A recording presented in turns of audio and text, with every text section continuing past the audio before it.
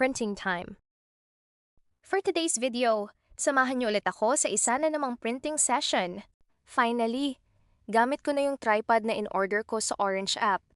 Grabe, ang laking difference niya compared dati. Dati kasi kung saan-saan ko lang pinapatong yung cellphone ko. Minsan sa box, minsan sa mug, minsan sa kung anong makita ko lang na pwede.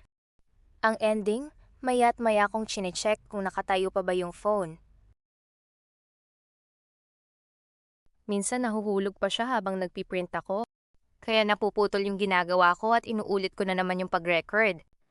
Ngayon, mas less hassle na talaga. Mas stable na yung camera, mas nakakapag-focus na ako sa pagpiprint kaysa sa pag-aalala kung mahuhulog ba ulit yung phone. So let's start printing! For this project, iba't ibang klase ng paper ang gagamitin natin. Meron tayong photo paper na manipis. Meron ding mas makapal na photo paper. Depende talaga siya sa purpose ng ipiprint natin.